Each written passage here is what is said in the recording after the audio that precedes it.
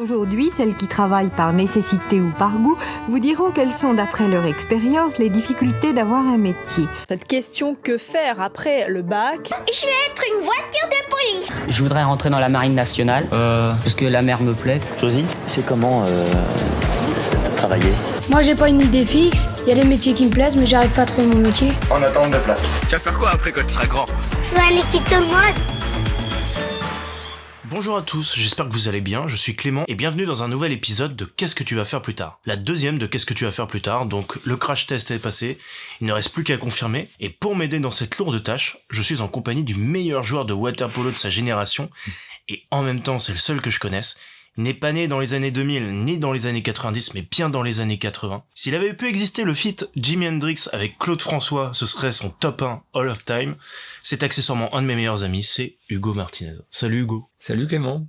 Ça va ? Bah ça va. Bonsoir à toutes et à tous. Voilà, bonsoir, bonjour, ça dépend de quelle heure on écoute ce podcast, bien évidemment. Aujourd'hui, on va discuter, toi et moi, des études en STAPS et de ton parcours, les choix que t'as pu faire et notamment l'occasion que t'as pu avoir de faire 1 an au Canada. Ensemble, on va essayer de comprendre qu'est-ce qu'est STAPS, finalement, et qu'est-ce qui attire autant de bacheliers dans cette formation, puisque je sais pas si t'étais au courant, mais c'est la 3e licence la plus demandée sur Parcoursup, avec pas moins de 180 000 demandes en 2021. Mais on va aussi se demander qu'est-ce qui débouche de ces études, puisque visiblement, vous ne finissez pas tous prof de sport. Non. Non ? Visiblement, effectivement. Alors, avant de détailler tout ça, est-ce que tu veux bien nous parler de toi et de ton parcours pour en arriver où tu en es à enregistrer ce podcast avec moi ? Et ben moi j'ai un parcours assez simple, on va dire, jusqu'à STAPS. Où j'ai vécu toute ma vie à Montgeron, donc petite ville de région parisienne. Puis je me suis rapidement mis au sport dans ma vie. J'ai commencé avec du judo. Après, j'ai fait du hand. J'ai fait un rapide passage d'une demi-année sur de l'escrime. Pas du tout fructueux. C'était l'époque Star Wars, je pense que. Ouais, c'était un peu matrixé. On était tous passionnés par le combat entre Obi-Wan et Anakin et j'ai voulu essayer. C'était pas fait pour moi. Et puis finalement, après le hand et le judo, j'ai trouvé ma passion pour un sport qui est trop peu connu à mon goût, le water polo. Ouais, je voulais en parler justement un peu après, mais on peut en parler maintenant. Pourquoi ce choix de sport ? Enfin, tu vois. C'est pas comme si c'était ultra médiatisé et bon, après Montgeron, oui, ils ont une équipe, mais c'est pas non plus Marseille ou un truc comme ça, tu vois. Non, c'est sûr, c'était que, comme je disais, j'ai fait du hand. Voilà, ça, je me suis un peu lassé de ce sport-là. Surtout quand on gagnait, on venait chez toi, on te tapait, quoi. C'est ça. Voilà. Puis on va pas se mentir, j'étais pas un très bon joueur de hand.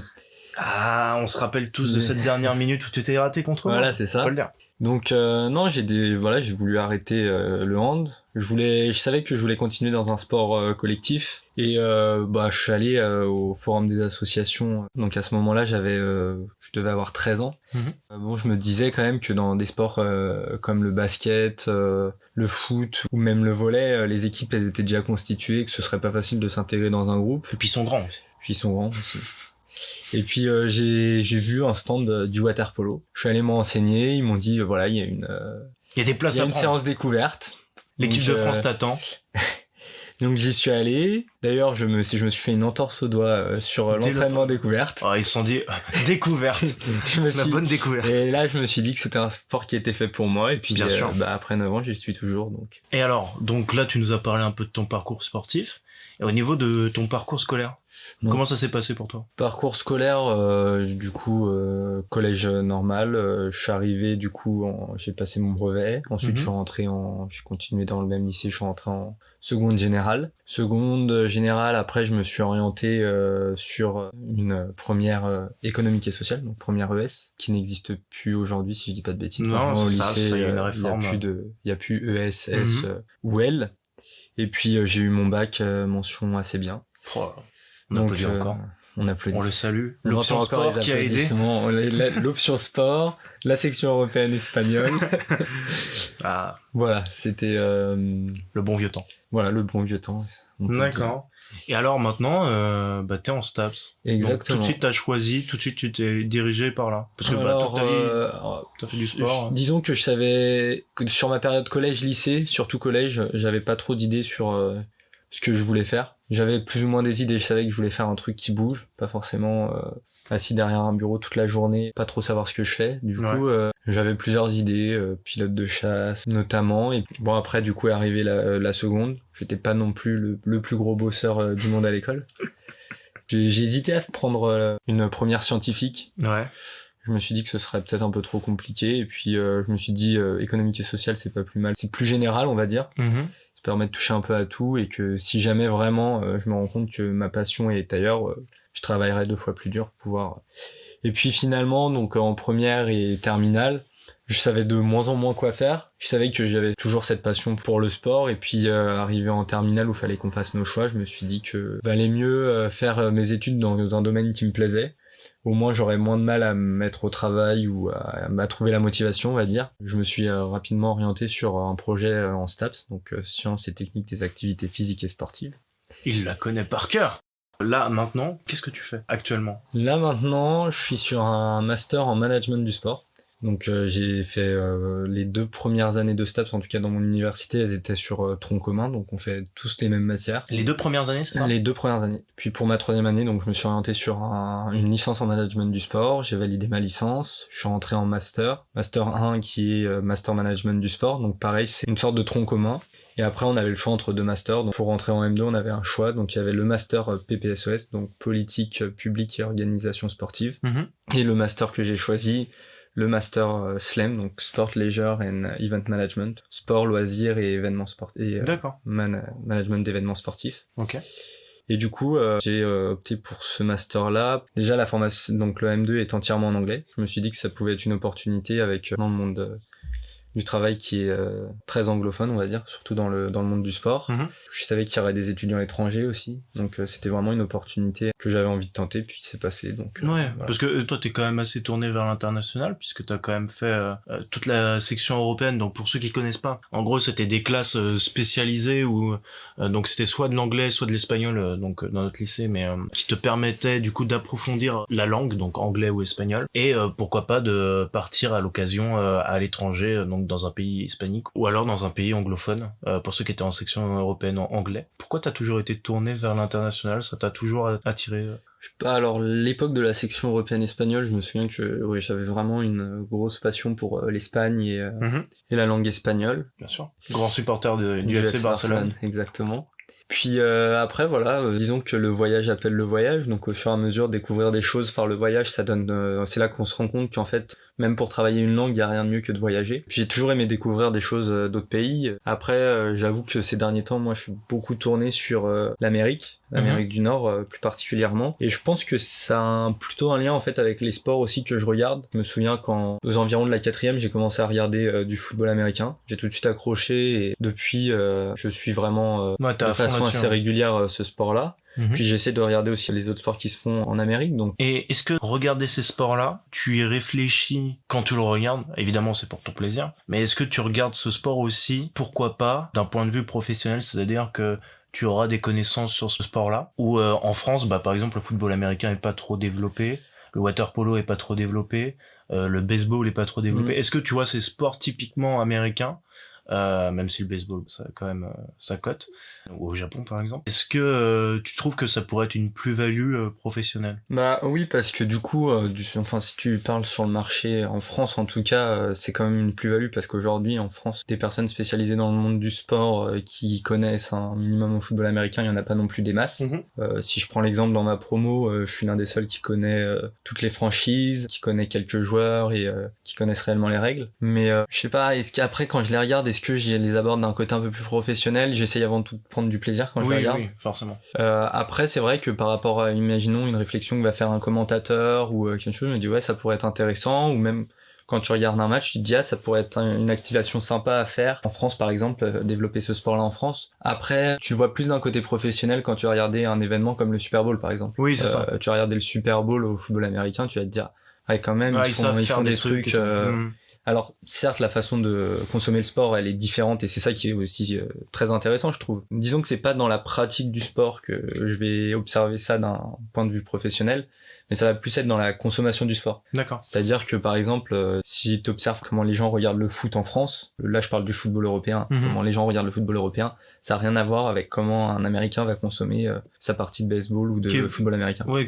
alors après peut-être que je m'y connais moins, mais qui est beaucoup plus dans l'espèce de fête et d'événements. Plutôt que, tu vois, quand tu vas voir un match, je sais pas, au Parc des Princes ou quoi, c'est vraiment l'activité principale, c'est le match, tu vois. Aux États-Unis, tu vas avoir, je sais pas, pour un match de basket, le concours de dunk ou les spectacles à côté dans l'arène ou des trucs comme ça. Enfin, t'as plus d'activités. C'est ça. Et finalement, c'est le point culminant, c'est le match. Mais tu as plein d'activités autour et c'est vraiment une sortie familiale. Tu passes ta journée, quoi. Tu vois. Bah, aux États-Unis, en Amérique du Nord, ils ont quelque chose qui s'appelle le tailgate. Donc, on pourrait traduire, je pense, par ouverture des portes. C'est les fans qui se regroupent. Des fois, il y a des animations qui sont organisées par des professionnels, mais souvent, c'est les fans qui se regroupent. Donc, ils vont faire des barbecues avant le match, sur le parking. Ça va beaucoup être des trucs comme ça. Après, effectivement, pendant la partie, il va y avoir tout ce qui est divertissement.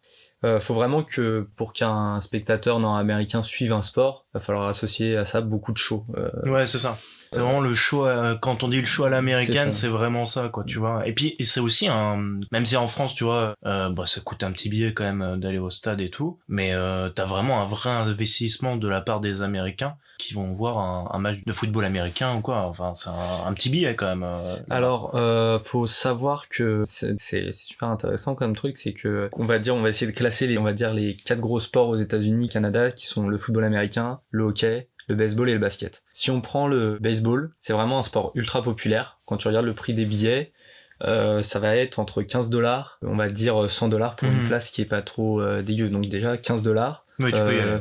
Tu peux y aller. Après, le baseball, c'est un événement, ça va durer très longtemps. La partie elle va être très longue à suivre. Donc, t'en as pour ton argent. Tu vas avoir en fait beaucoup d'allées et venues des différentes personnes. Ouais, non, c'est vraiment un événement populaire où les gens vont se retrouver entre eux. Puis je pense que, sans vouloir offenser des personnes qui peuvent être fans de baseball, c'est dans ces 4 sports-là, c'est celui qui est quand même peut-être le moins passionnant à regarder, le plus lent. Et après, ça, c'est un point de vue européen. Voilà, c'est un point de vue européen, mais quand tu le compares au basket, hockey et football américain, qui est beaucoup plus impressionnant. C'est un sport où il se passe quand même beaucoup moins de choses, il y a beaucoup moins d'action. Enfin, disons que si tu t'y connais moins, tu prendras beaucoup moins de plaisir alors qu'un match de basket ou de hockey. Si tu connais pas grand chose, tu prendras quand même du plaisir à le regarder. Comme moi quand je regarde un match de water polo comparé au foot. Voilà, c'est ça. Après, du coup, si tu prends le basket et le hockey, je le mets un peu dans le même sac. Disons que tu vas aller chercher un billet suivant les équipes et les salles dans lesquelles tu vas. Ça peut aller entre 50 et $90. D'accord. Donc pour une place moyenne. Donc en fait, t'as déjà une division sociale, on va dire, rien qu'en termes de sport, parce que en fonction de tes revenus, t'as quand même déjà des sports auxquels tu peux aller. C'est comme nous, si tu veux, quand tu vas voir le tennis, on sait que c'est un sport pour des gens assez aisés, que ce soit pour pratiquer ou pour aller voir, comparé à, je sais pas, un match de foot où c'est plus accessible qu'un match de tennis, quoi. Ouais, c'est ça, t'as carrément des divisions. Et puis après, le truc, ce qui est assez intéressant à observer, c'est en fonction des équipes, les prix seront différents. Par exemple, tu prends à New York pour le basket, en NBA, donc t'as 2 équipes, t'as à Manhattan, t'as les New York Knicks qui jouent au Madison Square Garden, et à la Barclays Arena de Brooklyn, t'as les Brooklyn Nets. Tu vas aller voir les New York Knicks, ça va te coûter $90. Tu trouveras les places à $90. Tu vas aller voir le match à Brooklyn, il te coûtera $50-60. Ouais, d'accord. Alors que t'es plus ou moins sur la même ville. Oui. Et tu vois, quand t'es dans un endroit qui est plus où il y a des hommes d'affaires, enfin. Oui, c'est comme si t'allais voir le PSG et le Paris FC. Pour le basket d'ailleurs, vu que j'ai eu la chance quand même d'aller voir 2 matchs là-bas, donc une fois au Knicks et une fois à Brooklyn. Pareil, les shows sont complètement différents et tout. Les shows sont pas complètement différents. Enfin, tu t'adaptes plus. T'as un côté beaucoup plus urbain à Brooklyn et qui est vraiment un clin d'œil à la vie urbaine que tu retrouves dans les quartiers là-bas. Et au Madison Square Garden pour les Knicks, ça va beaucoup jouer sur le classique, l'historique de l'équipe. Mais après, au niveau des shows, il y a pas. Moi, j'en ai pas préféré un plutôt qu'un autre. Alors, on pourrait faire un podcast entier sur le sport américain, c'est ça. Mais on va peut-être retourner vers plus la formation du STAPS. Finalement, c'est quoi d'être en STAPS? Est-ce que tu fais tout le temps du sport? Alors, je dirais qu'on va déjà partager les 2 premières années. Je pense du reste du cursus. Les 2 premières années sur tronc commun. Déjà, c'est en 5 ans? Alors, t'as différents parcours. T'as la licence en 3 ans. Tu peux après ta licence, tu peux t'arrêter suivant le parcours que t'as choisi. Et puis après, t'as différents masters suivant la L3 que t'as choisi. D'accord. Donc t'as le parcours on va dire la majorité des étudiants empruntent, ça va être éducation et motricité. Et ça, c'est pour ceux qui veulent devenir professeurs de sport.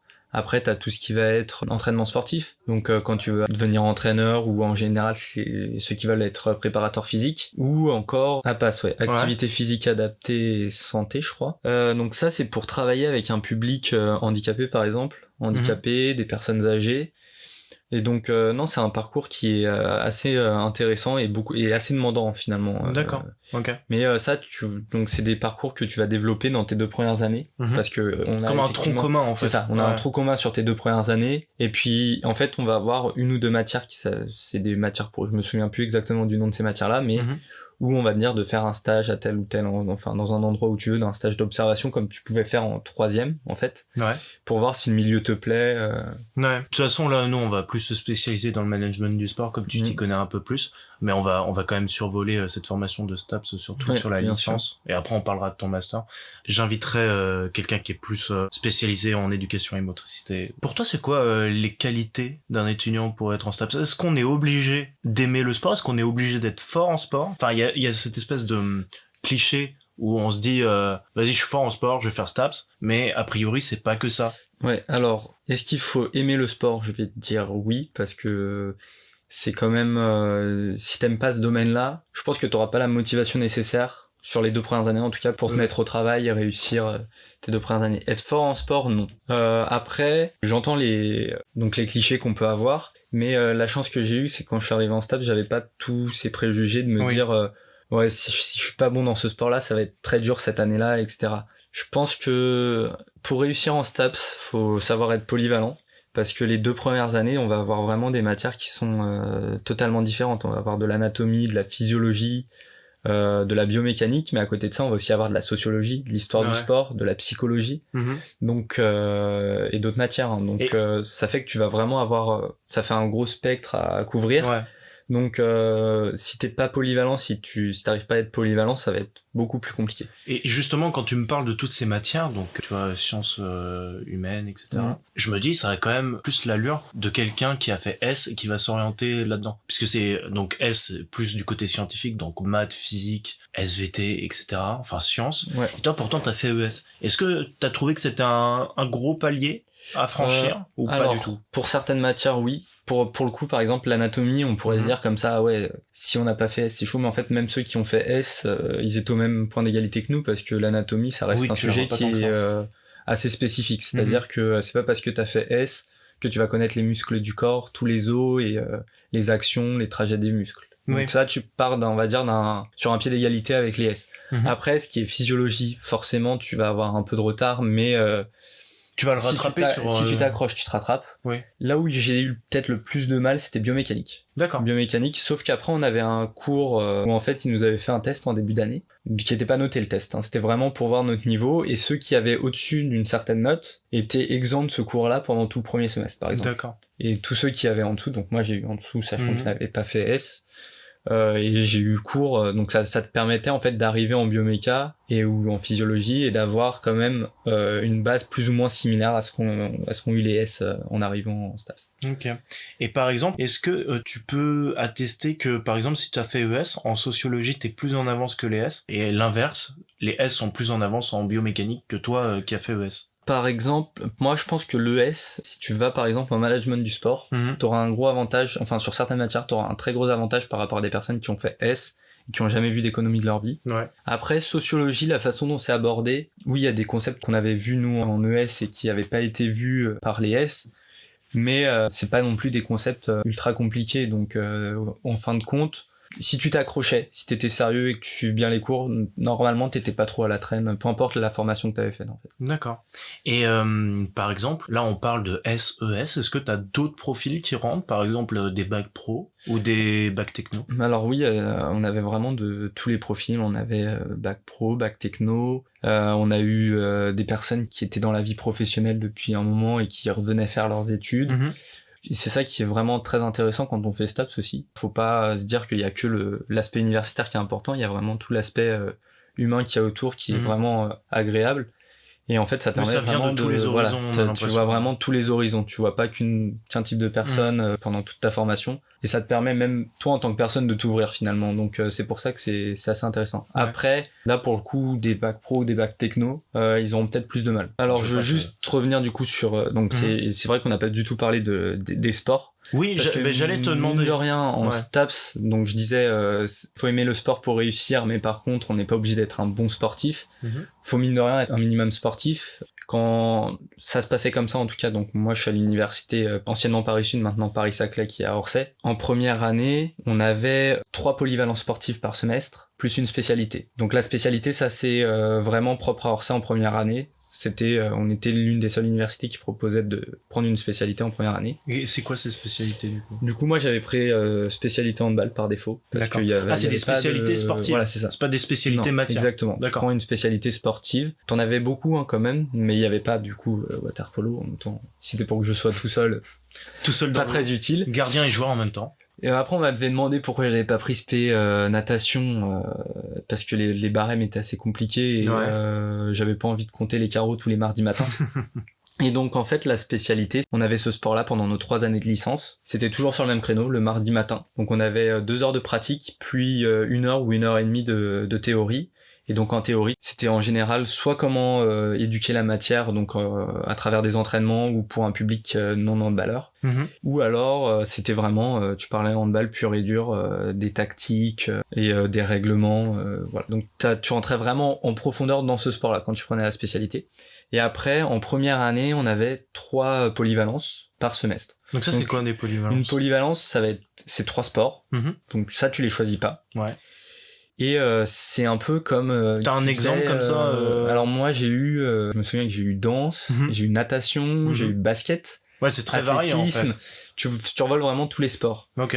Les polyvalences, si tu veux, d'un point de vue pédagogique, ça s'aborde un peu comme si tu abordais une séance de PS au lycée. OK. Bon alors là c'est différent parce que tout le monde a envie de faire du sport, du coup t'as pas trop de gens qui se restent sur le côté. Ouais. En général, on se tape, t'as beaucoup de personnes qui sont compétitives. T'as personne qui est blessé pendant 6 mois. Alors ça arrive. Ça arrive. Mais alors, c'est des vraies blessures. C'est une vraie blessure. C'est-à-dire que premier entraînement de hand en polyvalence, il y en a un qui s'est fait les croisés. Donc là. La boulette. Là, c'est coup dur quand surtout ton premier entraînement de hand. Mais du coup les polyvalences tu les abordes plus comme des cours de PS, mais t'as quand même de la théorie à côté. Après la théorie là ça va plus être du coup le règlement et aussi comment le faire apprendre à un public qui n'est pas en fait tu te mets un peu dans la peau d'un professeur de PS finalement. D'accord. Et la grosse différence du coup entre la polyvalence et la spécialité, c'est que la plus non là... Alors tu fais plus de ta spécialité, mais alors c'est surtout que la polyvalence, comme je te disais, tu l'abordes d'un point de vue pédagogique plus comme une séance de PS, quand une séance de spécialité, tu vas plus l'aborder comme un entraînement. C'est-à-dire que au hand, ça ressemblait plus à un entraînement qu'on faisait que ce qu'on faisait en cours de PS en seconde. Oui, j'imagine. Et puis on recherchait la performance entre guillemets parce que tous les jeudis, donc on avait les entraînements mardi matin et les jeudis après-midi c'était banalisé parce qu'on était obligé de faire les compétitions FFSU, donc Fédération Française de Sport Universitaire. Oui, en gros c'est si vous faites de la compétition entre universités. C'est ça. Je voulais savoir quelle place prend le sport comparé aux matières classiques, on va dire, tu vois, biomécanique, etc. Et comment c'est réparti dans ta semaine ? Du coup, je dirais première année, on est sur entre un 50-50 et un 60-40. 60% de matière écrite. Et en fait, au fur et à mesure des années, les matières écrites vont prendre plus de place. Par exemple, en deuxième année, on n'a plus 3 polyvalences par semestre, mais seulement 2. Oui, donc à un moment donné, en fait, on va dire que le sport ne va pas sauver ton année. Voilà, c'est ça. Voilà. Bah, disons que tu pourrais rentrer en STAPS et avoir le cliché de te dire de toute façon je suis bon en sport, ça va passer. Ouais. Ça marche pas. Parce que, mine de rien, comme je t'ai montré l'exemple, il y en a un qui tu peux te blesser. Donc là, si tu te blesses, on va te noter juste sur la théorie dans ces matières-là, donc tu peux avoir maximum 10 dans un sport. Enfin, on te le fait pas rattraper, il y a pas de... C'est ça, donc la pratique, tu la passeras pas si t'es blessé. C'est pas comme si tu passais sur 20 ta théorie. Voilà, c'est ça. Tu passes directement sur une note sur 10 sur 20. Sur une note de 10 sur 20. T'es noté sur 10 sur 20. Et sachant que c'est quand même dur d'avoir, après ça dépend des polyvalences, mais c'est quand même dur d'avoir la totalité des points sur tes polyvalences. Oui. T'auras rarement 10 sur 20. Justement, est-ce que c'est pas un problème niveau pression sur les gens de faire très attention à son corps et à son physique ? Toi, je connais beaucoup de gens, comme toi, tu vois, qui font du sport à côté de leur STAPS, et donc un sport de certain niveau. Attention, le STAPS, c'est pas pour les gens de très haut niveau. Bien sûr que non. Et Pôle Espoir, etc. Enfin, ça n'a rien à voir. Les sportifs professionnels n'y vont pas, pratiquement, en STAPS. Alors, non, après, il y a des sportifs très bons qui vont faire STAPS, mais en emploi du temps adapté, on va dire. Oui, pour faire un backup, en gros. Alors c'est ça qui est bien avec la formation STAPS vraiment, c'est que t'as ce côté-là où si t'as une compétition sportive, peu importe le niveau, on va pas trop t'embêter, sauf si c'est un examen, un contrôle, évidemment. Tu comprends, mais moi je suis déjà allé voir mon prof, je suis déjà arrivé en retard un matin en cours en TD d'anatomie. Donc les TD obligatoires du coup. Voilà. Travaux dirigés, donc c'est des matières qui sont obligatoires. Après il y a les CM cours magistraux où là c'est pas obligatoire. Mais les TD, du coup, je suis arrivé en retard un matin en anatomie. La veille, j'avais match de water-polo. On était rentré tard. Et le matin, j'avais mis du temps à me réveiller. Je lui ai expliqué. Et mon professeur a très bien compris et m'a totalement pardonné. Voilà. Donc ça, là, il y a pas trop de pression là-dessus, en tout cas. Non, il y a pas trop de pression. Et puis, du coup, il y a tout ce qui est après sportif de bon niveau et haut niveau. Donc ça, après, ça dépend des sports, des fédérations pour avoir ce statut-là. Mais après, du coup, si vous êtes sportif de haut niveau ou bon niveau, vous pouvez avoir un emploi du temps adapté. D'accord. Et du coup, pour revenir à ma question de base, est-ce que tu ressens pas cette pression de faire toujours gaffe à ton corps? Tu vois, est-ce que c'est pas un point négatif de STAPS là-dessus? C'est que, si tu te pètes, t'es out pendant 6 mois et t'as une pression, du coup, derrière scolaire. Du coup, comme je te disais, effectivement, si t'es blessé, tu passes que la partie théorique d'une polyvalence sportive et même de ta spécialité. Donc ça peut être handicapant. Après, si tu réussis bien dans les autres matières, t'auras ton année. Et puis t'auras pas besoin d'aller taper un 20 dans chaque autre matière pour pouvoir rattraper ton année. Parce que si tu calcules, 3 polyvalences, ça te fait 3 notes. Quand t'as on avait peut-être une quinzaine de matières. Le plus problématique, je vais te dire, c'est pour la spécialité. Oui, c'est ça. Mais le truc, c'est que, et là encore, c'est un bon point, ta spécialité, en général, quand tu t'entends bien avec ton professeur, alors je vais pas dire tu t'entends bien, faut absolument bien s'entendre pour qu'on te mette une bonne note. Non, pas du tout, mais c'est-à-dire que vu qu'ils ont plus l'habitude de te voir, si t'es blessé, ils ont une idée de ton niveau de toute façon, donc ils pourront te mettre une note. Oui, donc il y a quand même de la compassion. T'es pas non plus faut que je fasse attention, je vais éviter de faire ça parce que j'ai peur de me blesser. De toute façon, en fait, quand tu fais un sport à côté, je me souviens, donc j'avais ces sports-là, donc j'avais au total 6, 8 quand on avait les matchs, on va dire, on était à 10 heures de sport en STAPS par semaine. Et plus les entraînements que j'avais de water-polo, j'avais 5 heures de water-polo à côté, donc ça me fait 15 heures de sport à peu près dans la semaine. Mais je veux dire, tu vois, tu t'économises, je sais pas, sur le water-polo, parce que t'as pas envie de te griller l'année ou un truc comme ça, tu vois. Personnellement, j'ai jamais fait trop attention. Tu calcules pas, toi t'es un fonceur, mec. Voilà, c'est ça. Ouais, c'est bien ce que je calculais pas. Mais après, forcément, il y a des jours où tu vas te sentir moins bien à cause de la fatigue, où tu vas peut-être sentir une gêne quelque part, mais ça en revient au fait, quand je te disais, tu en discutes avec tes profs, les profs le comprennent. C'est ça qui est bien, c'est qu'en général, les intervenants que t'as, c'est des personnes qui sont issues du milieu sportif. Ils sont profs en STAPS, ils voient tout le temps des sportifs, donc... Quand tu te spécialises, du coup, en éducation en motricité, entraînement sportif, ou comme tu as fait management du sport, comment tu sais que tu vas te spécialiser là-dedans? Qu'est-ce qui t'a donné envie, par exemple, toi, de faire management du sport? Mais est-ce que t'as un stage qui va t'orienter, qui va te dire ça c'est pas du tout pour toi, ou est-ce que c'est en fonction des matières que tu kiffes? Comment tu choisis ça? Alors, donc je vais prendre mon expérience personnelle. Moi, je suis arrivé en STAPS, je savais que déjà je voulais pas être prof de sport. J'avais pas envie de faire du sport à des enfants qui en ont pas forcément envie. Je m'imaginais pas la patience pour ça. Et j'avais plus dans l'idée, en fait, au fur et à mesure dans ma première année, je me suis dit préparateur physique, ça peut être intéressant. Si t'es bon, tu peux aller loin, tu peux réussir à te retrouver quand même dans des endroits assez intéressants. Et puis, on avait un stage d'observation. C'était même pas en semaine que c'était compté, en heures. D'accord. Et j'avais fait mon stage, donc j'avais fait un stage d'observation avec le préparateur physique de l'équipe de hand de Massy, qui à l'époque jouait en division 1, en Star première League, division, dans la Lidl Star League. La Ligue 1 la Ligue 1 du la Ligue 1 du hand, on va dire. Du coup, j'avais fait mon stage, c'était très intéressant, vraiment très enrichissant. En plus, le mec était vraiment ultra sympa. Plus tu côtoies des sportifs professionnels, donc c'est quand même un milieu toujours intéressant à découvrir. Mais je me suis dit, je suis pas fait pour ça. Le métier, la profession me donnait pas plus que ça envie. Ouais. Je me disais, ça me correspond pas, je suis pas fait pour ça. Donc à ce moment-là, t'as un peu l'impression de repartir à zéro. Tu te dis, bon, qu'est-ce que je fais? Et puis après, tu vois l'option management du sport. Alors je vais pas dire management du sport, c'est un peu l'échappatoire quand tu sais pas trop quoi faire, mais en même temps c'est un peu une spécialisation qui peut potentiellement t'ouvrir d'autres portes que le sport si jamais tu veux plus travailler dans le sport. C'est ça. Mais c'est tellement vaste, j'ai l'impression, que tu peux tout faire. C'est pour ça que c'est intéressant. Et puis en fait c'est vraiment en basant sur cette idée-là que je me suis dit je vais aller en management du sport, pas dans l'idée où j'ai plus envie d'être dans le monde du sport, loin de là. Mais je me suis dit management du sport, c'était ce qui me correspondait le plus à ce moment-là, et aujourd'hui je regrette pas du tout mon choix. Bien sûr. On en parlait de tout ce qui était notes, tu vois, avec tes spécialités. À la fin de l'année, alors donc t'as des partiels, évidemment. T'en as 2. Enfin, t'as 2 grandes périodes de partiels. Ouais, à la fin du premier semestre et à la fin du second semestre. Est-ce que t'as aussi du contrôle continu? Est-ce que t'as des oraux? Comment ça se passe? Ouais, t'as du contrôle continu, du coup, surtout dans les... c'est pour ça que les matières autres que sportives sont importantes. C'est que t'as des matières en contrôle continu. L'anatomie, la physiologie... En fait, toutes les matières où tu vas avoir des TD, il y aura des contrôles continus. Alors, en général, prof, c'est loin d'être des enfoirés, si je peux me permettre le terme. Permets-toi, je t'en prie. C'est-à-dire que en général, ils définissent les dates de ces contrôles continus. Par exemple, l'anatomie, en général, t'avais 2 contrôles continus dans le semestre. La date était définie et puis c'était comme ça. Et par contre, les pratiques sportives, t'avais partiel pour la théorie et t'avais un contrôle terminal pour la pratique. Okay. Et ça, je vais en parler rapidement parce que je pense que c'est important aujourd'hui pour quand on s'oriente vers STAPS, même pour ceux qui veulent pas forcément faire STAPS.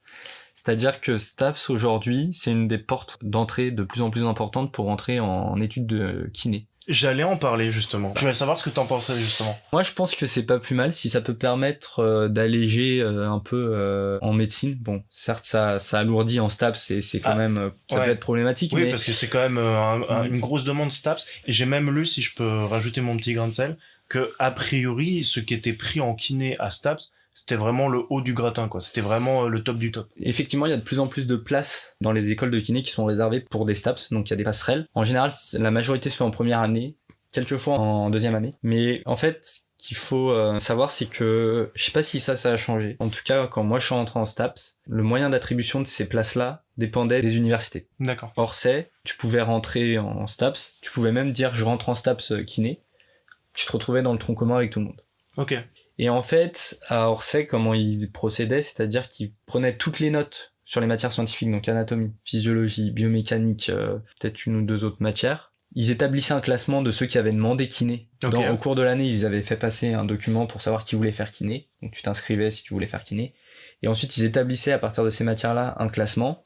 Et je crois qu'à mon époque, c'était 15 places. Les 15 premiers allaient dans une école de kiné. Après, du coup, le premier avait le premier choix.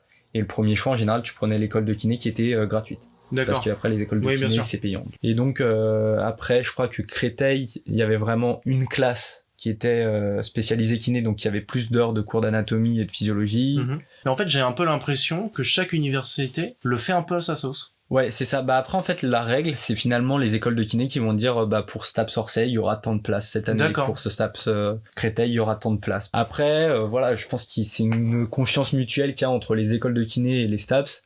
Et les STAPS qui, du coup, décident plus ou moins comment ils attribuent ces places-là. Ok. Donc, si vous êtes intéressé par une formation de kiné, ça peut être intéressant de se tourner vers STAPS pour une option différente de médecine, on va dire. Pas plus facile, ça c'est sûr, mais différente. Pas plus facile parce qu'effectivement, la compétition, elle est quand même assez importante. En médecine, c'est peut-être dans les derniers choix, les écoles de kiné. Mais le côté positif, c'est qu'il y a de plus en plus de places de kiné dans les STAPS. Voilà, on va dire que c'est selon votre profil.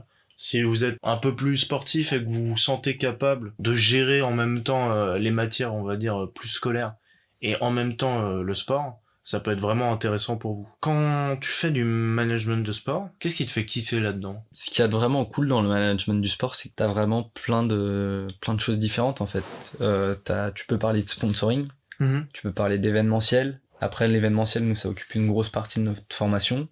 Mais t'auras aussi du marketing, de la logistique. Bon, après, quand tu t'orientes dans des études de management, tu sais plus ou moins quand même ce que t'auras. Ça se résume quand même à ça. Mais je trouve que ça te permet de t'ouvrir sur pas mal de choses, t'abordes pas mal de sujets. Puis, ce qui est cool, c'est qu'en fait, là, quand t'as des connaissances, on va dire, en culture générale du sport, bah, t'as l'impression, ou même en culture générale de manière plus globale, bah t'as l'impression que ces connaissances-là dans ce cursus-là vont plus t'aider que si t'avais fait prof de sport. De sport, c'est beaucoup plus théorique. Si tu connais pas le contenu de tes cours, ça va être très difficile pour que tu réussisses. Enfin, moi je vois ça comme ça. Alors que si tu vas en management du sport, bah si tu connais ce truc-là, bah peut-être que ça te donnera une bonne idée pour un projet ou un truc comme ça et qui va faire la différence. D'accord. Je voulais te parler un peu de ton cursus à l'étranger. Donc t'es parti 1 an au Canada. Donc on en a parlé un peu de l'étranger et tout. Qu'est-ce qui t'a donné envie d'y aller? Pourquoi à ce moment-là? Qu'est-ce que tu as pu faire au Canada que t'aurais pas pu faire en France, tu vois? Alors le Canada, c'était l'option que j'avais parce que tout simplement j'avais envie en fait d'aller en Amérique du Nord, tenter une année d'études, découvrir les universités à l'américaine, comme on peut se les imaginer dans les films ou dans les séries. Après ça c'est bah pareil, cliché quoi. C'est cliché, mais le Parisien oui baguette, c'est le cliché des Américains. Tu vois, du coup ça donne envie. On peut pas dire le contraire quand tu vois une université américaine en général. Ça dépend dans quelle série tu vois. Mais je pense à des séries, j'ai pas envie d'aller dans ces universités-là. Mais... oui, non mais je vois. Un peu le rêve grand américain, ouais. Et du coup, c'était les États-Unis ou le Canada. Après, je suis arrivé en septembre. J'ai dit que j'aimerais partir à l'étranger. On m'a dit pour les États-Unis, c'est déjà peut-être un peu tard pour faire le dossier. Donc, je me suis dit bon. Donc, j'ai tout joué sur le Canada. Et donc là, je suis parti pour ma 3e année. Donc, les démarches, je les ai fait pendant ma 2e année. Ce qui m'a motivé principalement, c'est que d'une part, j'avais pas d'attache en France. Enfin, voilà, je me disais s'il y a un moment pour partir.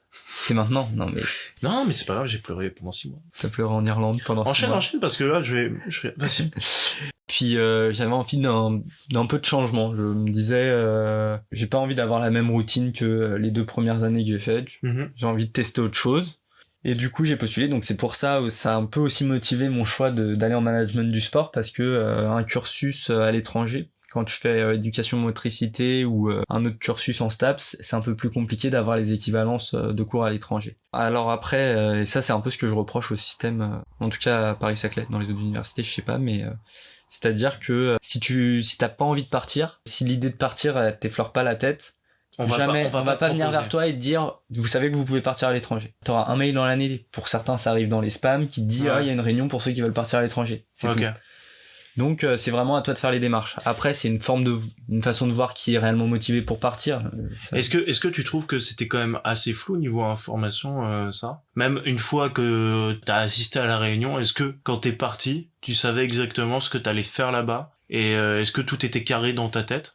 Ou est-ce que tu t'es dit bon j'y vais et je verrai bien? Bah en fait c'est carré parce que tu prépares tout à l'avance. C'est-à-dire que tu dis que tu veux partir au Canada, on te dit d'accord, mais faut que tu nous fasses ta maquette avant de partir. Donc une maquette c'est tu prends les cours que t'as en France, que t'es censé avoir sur ta 3e année en France. Tu prends les cours qui existent à l'université là-bas et tu sélectionnes les cours qui sont plus ou moins équivalents. D'accord. Donc ça c'est toi qui les fais. Et ça c'est toi qui le fais. C'est-à-dire que tu peux demander 2 fois la maquette d'étudiants qui sont déjà partis pour t'en inspirer. D'ailleurs c'est ce qu'ils te conseillent de faire. C'est pas ce que j'ai fait parce que l'université dans laquelle je partais, il y en avait peu qui l'avaient fait et mais du coup t'es un précurseur toi. Exactement, je suis un pionnier. Et non mais du coup c'est vraiment toi qui fais toutes les démarches par contre, c'est-à-dire que effectivement si t'as un doute sur un document, tu peux contacter les relations internationales de ton université, ils t'aideront. Mais c'est toi qui fais tout ton dossier, c'est toi qui fais toute ta maquette. Par contre, c'est vrai que quand tu pars là-bas, il y a certains cours que j'ai pas pu prendre. Mais dans ce cas, j'ai envoyé un mail au directeur des relations internationales qui m'a dit, OK, qu'est-ce que t'as d'autre comme cours? Tu lui dis le choix de cours que t'aimerais faire à la place et il te dit oui ou non. En fait, c'est vraiment à toi de tout faire. Est-ce que toi, t'as ressenti ce besoin d'aide quand même? T'aurais bien aimé que quelqu'un t'aide? Ou est-ce que tu te dis non, ça me va très bien et je me démerde et tant pis? Non, ça me va très bien parce que finalement tu te dis après tout un voyage une année d'études à l'étranger, faut en avoir vraiment envie. Donc tu vois, une fois que j'avais fini toutes les démarches, que je savais que tout était calé, que j'ai reçu mon mail de l'université Laval qui me disait que j'étais pris, que je pouvais y aller, j'étais super content. Donc Laval au Canada, hein, pas Laval. Oui, l'université Laval au Canada, pardon. C'est pas le même délire. C'est ça.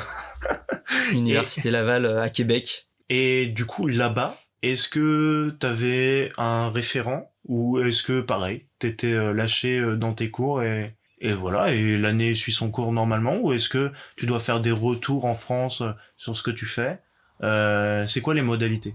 Alors les modalités c'est de valider tes cours là-bas pour valider ton année en France. Ils seront pas trop chiants au niveau des demander des retours réguliers. Quand je suis arrivé, au bout d'un mois, je me suis dit ce serait bien que j'envoie un mail pour dire comment ça se passe, que tout va bien. Donc ça, je l'avais fait. Si t'as un petit souci ou quoi, tu peux envoyer un mail. En fait, tu seras suivi parce qu'ils savent où t'es, ils savent ce que tu fais, mais pas fliqué. C'est-à-dire que ils vont pas te demander toutes les semaines alors comment ça se passe. Et en termes de cours, quand t'étais là-bas et que t'es revenu du coup en France, du coup c'était pour troisième année. Quand t'es revenu et que t'as commencé ton master du coup en 4e année, est-ce que t'as ressenti des manquements, tu vois, par rapport à si t'avais fait une année en France ou pas du tout?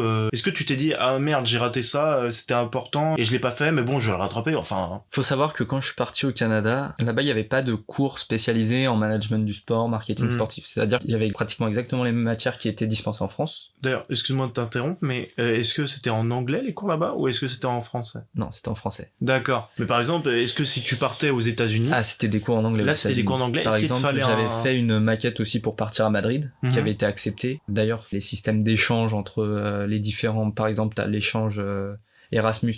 Ça, c'est l'Europe. Moi, je suis parti ce qui s'appelle un échange BCI avec le Canada. D'accord. Alors, ça peut être important si vous voulez partir à l'étranger parce que les modes de fonctionnement sont différents. Mais il te faut un TOEFL, il te faut un TOEIC. TOEFL et TOEIC, c'est des des concours, on va dire. Je sais pas comment on peut appeler ça. C'est des diplômes parce que t'es pas trop en confiance avec les autres, avec un certain nombre de points qui établissent plus ou moins un niveau d'anglais.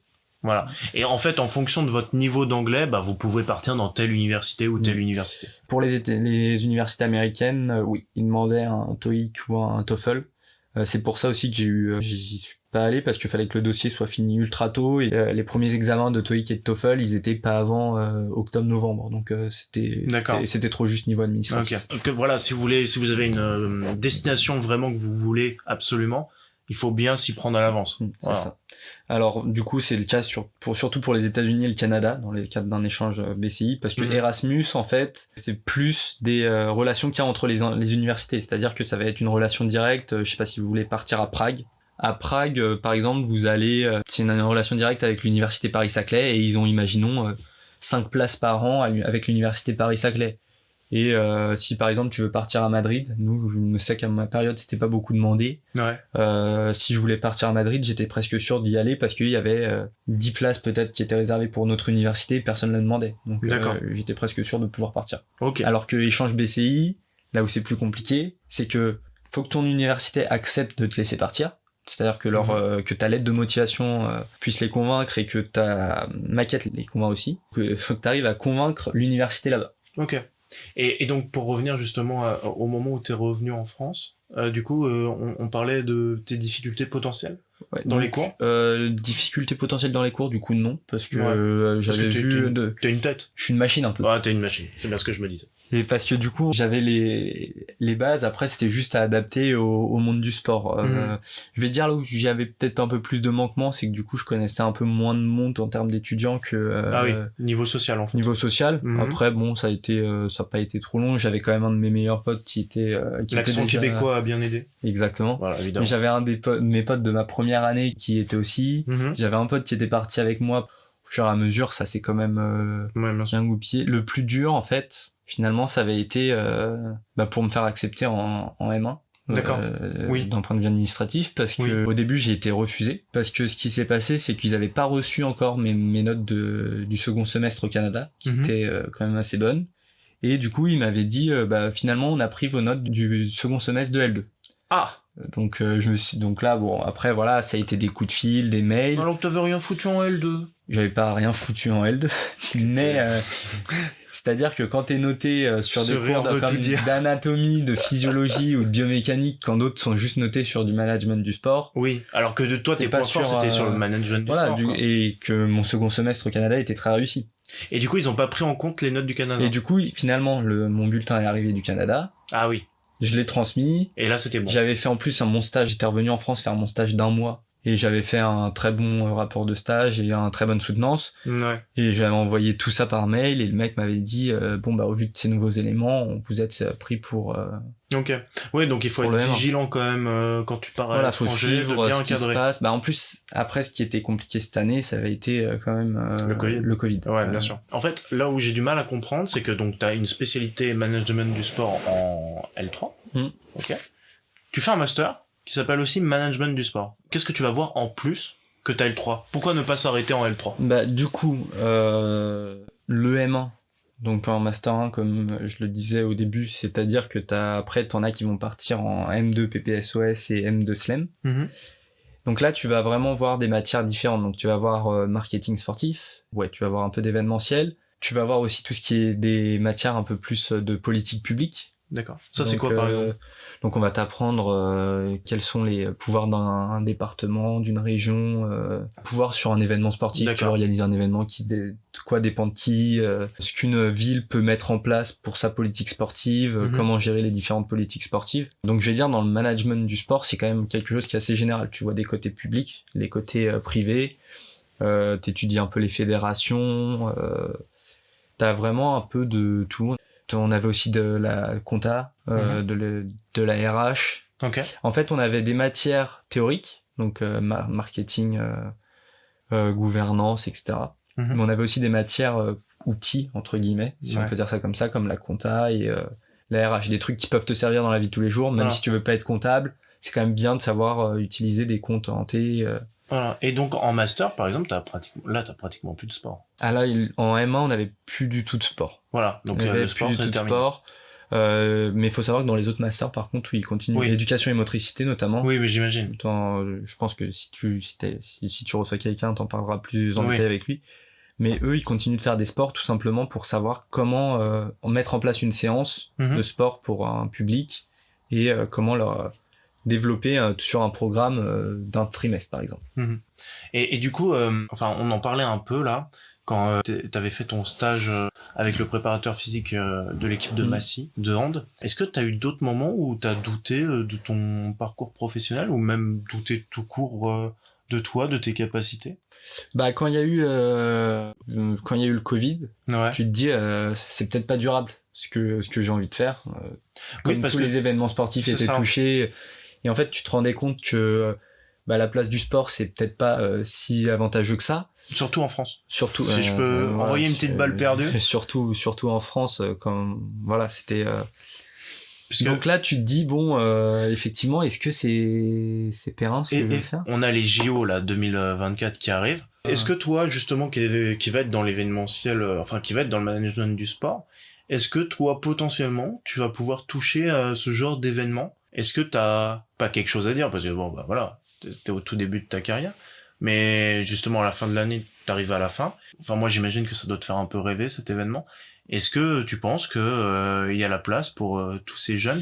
Et qu'est-ce qu'on va en faire après de ces gens embauchés en 2024 ? Et après en 2025, l'événement est fini. Ça veut dire que chacun repart dans un autre événement, mais beaucoup plus petit, parce que les JO ça arrive tous les je sais pas combien de temps.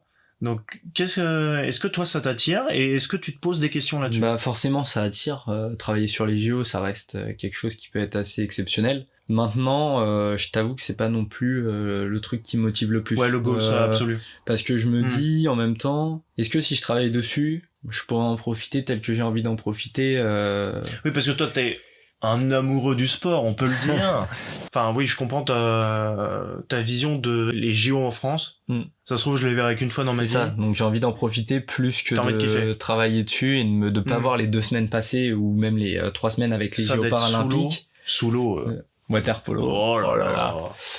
Et de me dire, mince, je l'ai pas vu passer. Et donc non, c'est un dilemme. Après, c'est pas l'événement. Enfin, c'est un événement qui motive, mais non, c'est pas non plus mon objectif de travailler sur l'organisation de Paris en 2024. Bon, très bien. Et du coup, dans ce master management de sport, et on en rigolait au début que tout le monde n'est pas prof de sport, au final, concrètement, à la fin de STAPS, quelles sont tes possibilités ? Toi, en tant que management du sport, donc tu vas avoir vraiment un panel, je pense, à nous montrer intéressant.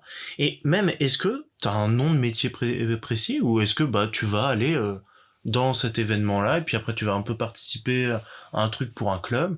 Est-ce que t'as un nom précis du métier, ou est-ce que... après, le nom précis du métier, j'ai envie de te dire, ça va dépendre de la structure dans laquelle tu travailles. Non, mais tu vois, mais t'as tout ce qui est le gros truc, ça va être chef de projet événementiel, directeur marketing, directeur du sponsoring. Enfin, même dire ça là tout de suite, ça reste des trucs assez flous, parce que chef de projet événementiel à la Fédération française de natation, ça va pas être la même chose qu'un chef de projet événementiel chez ASO, Amaury Sport Organisation. D'accord. C'est en fonction des projets que tu vois qui t'intéressent que tu vas être, je sais pas, le gars qui gère la sponsor ou le gars qui va gérer l'événement. Ok. Donc ça, c'est vraiment ce que débouche sur ton management de sport. C'est ça principalement. Voilà. Et qu'est-ce qui débouche après des autres, si tu sais un peu? Donc éducation motricité, principalement professeur de PS.